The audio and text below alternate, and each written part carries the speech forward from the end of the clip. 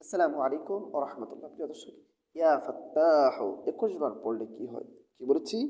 ইয়া ফাত্তাহু 21 বার পড়লে কি হয়? আপনি জানলে অবাক হবেন। আপনি জানলে অবাক হবেন যে এত ছোট একটি শব্দ, অথচ এটা ফলাফল এত বেশি। হ্যাঁ, অবাক করার মতো আমলই আমি আপনাদের সাথে শেয়ার করি। যেই আমলগুলো আপনাকে আশ্চর্য করে দেয়, যে আমলগুলো আপনাকে বিস্মিত করে দেয়, যে আমলগুলো আপনাকে হতভম্ব করে দেয়, সেই আমলগুলি আপনাদের সাথে আমি শেয়ার করে থাকি। প্রিয় দর্শক, আজকের আমলটি খুবই গুরুত্বপূর্ণ, খুবই কার্যকরী, পাওয়ারফুল, ক্ষমতা সম্পন্ন একটি আমল। এটা প্রতিটা ছেলে মেয়ের জন্য এবং প্রতিটা ছেলে মেয়ের মাতা পিতার জন্য এই আমলগুলো খুবই জরুরি। কেমন জরুরি সেটা বলতেছি। প্রিয় দর্শক, কীভাবে আমল করবেন, কখন আমল করবেন, বিস্তারিতভাবে আমি এই ভিডিওর মাঝে আলোচনা করব। তবে আলোচনা শুরু করার আগে আপনাদের কাছে ছোট্ট একটা রিকোয়েস্ট করব, যারা আমার চ্যানেলের মধ্যে নতুন আছেন অবশ্যই চ্যানেলটি সাবস্ক্রাইব করে পাশে থাকা বেল আইকনটি বাজিয়ে দেবেন। প্রিয় দর্শক, আপনার একটি সাবস্ক্রাইব, আপনার একটি লাইক, আপনার একটি কমেন্টস, এই সবগুলো আমাদের উৎসাহের কারণ। আপনারা যদি উৎসাহ দেন, ইনশাআল্লাহ আপনাদের জন্য আরো দামি দামি, উপকারী, কার্যকরী, পাওয়ারফুল, ক্ষমতা সম্পন্ন আমল শেয়ার করবো ইনশাআল্লাহ। প্রিয় দর্শক, তাহলে আসুন আমরা জেনে নিই যে আমলটা কিভাবে করব। প্রিয় দর্শক, আল্লাহ তাআলা পবিত্র কোরআনের মধ্যে বলেছেন, ওয়ালিল্লাহিল আসমাউল হুসনা। আল্লাহ তাআলার অনেক সুন্দর সুন্দর নাম আছে। ফাদউহু বিহা, ওই সুন্দর নাম দ্বারা তোমরা তাকে ডাকো। সে বলেছে, আল্লাহ তাআলা নিজেই বলেছেন। আল্লাহ তাআলা আরেক আয়াতের মধ্যে বলেছেন, উদউনি আস্তাজিব লাকুম। আমার বান্দাবান্দিরা, তোমরা আমাকে ডাকো, আমি তোমাদের ডাকে সাড়া দেব। সুতরাং আল্লাহ তাআলা যেহেতু নিজেই বলেছেন ওনার সুন্দর নাম দ্বারা ডাকার জন্য, আর আজকে আল্লাহ তাআলার সুন্দর নামেরই একটি আমল আপনাদের সাথে শেয়ার করব, আপনাদের শেখানো। আল্লাহ তাআলার সুন্দর নাম কতটি? আল্লাহ তাআলার সুন্দর নাম, আল্লাহ তাআলার গুণবাচক নাম, আল্লাহ তাআলার সিফাতি নাম হচ্ছে ৯৯টি। কয়টি? ৯৯টি। এই ৯৯টি নামের মাঝে একটি নাম হচ্ছে ইয়া ফাত্তাহ। ইয়া ফাত্তাহ, ইয়া ফাত্তাহ, ইয়া ফাত্তাহু করেন না, ইয়া ফাত্তাহ। সেই নামের কি পাওয়ার, কি ক্ষমতা, সে বিষয়ে আজকে আপনাদের সাথে আলোচনা করব। প্রিয় দর্শক, আল্লাহ তাআলার প্রতিটি নামেরই অনেক পাওয়ার, অনেক ক্ষমতা। আল্লাহ তাআলার প্রতিটি নামেরই কি অনেক পাওয়ার, অনেক ক্ষমতা।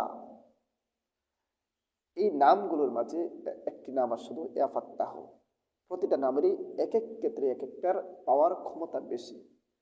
আজকে যেটা আলোচনা করব সেটা এই আমলের জন্য এটার ক্ষমতা বেশি, প্রতিটারই ক্ষমতা আছে।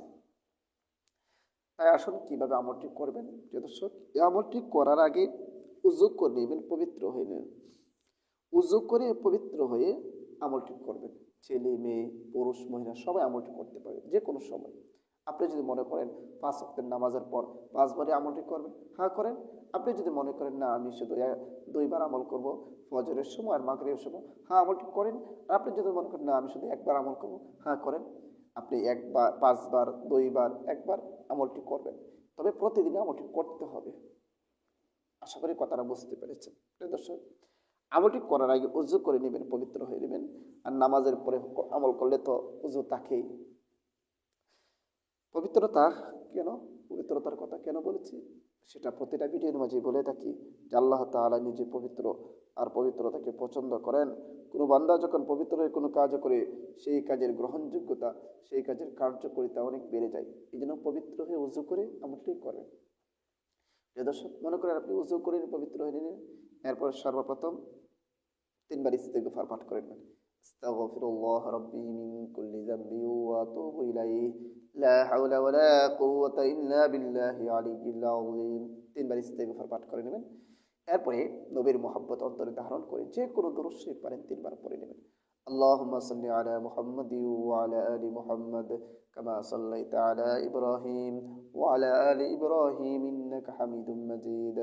اللهم بارك على محمد وعلى آل محمد كما باركت على إبراهيم وعلى آل إبراهيم إنك حميد مجيد। এরকম ভাবে 3বার ইস্তেগফার পাঠ করবেন আর 3বার দরুদ শরীফ পাঠ করবেন। যে কোনো দরুদ শরীফ, আমি দরুদ ইব্রাহিম পড়েছি, আপনারা যে কোনো দরুদ শরীফ পড়েন, পড়ে নেবেন।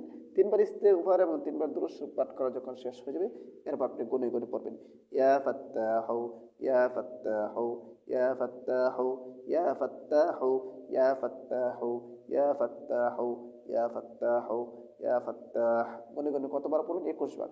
21 বার পড়া যখন শেষ হয়ে যাবে, এরপর আপনি হাতের মাঝে 3টি ফু দেবেন। ফু দিয়ে হাতটা শরীরের মাঝে মেসেজ করবেন, এরকমভাবে শরীরের মাঝে ফু দিয়ে দিবেন, বা হাতের মধ্যে ফু দিয়ে হাতটা শরীরের মাঝে কি করে নেবেন? মেসেজ করে নেবেন। আপনার আমল করা শেষ।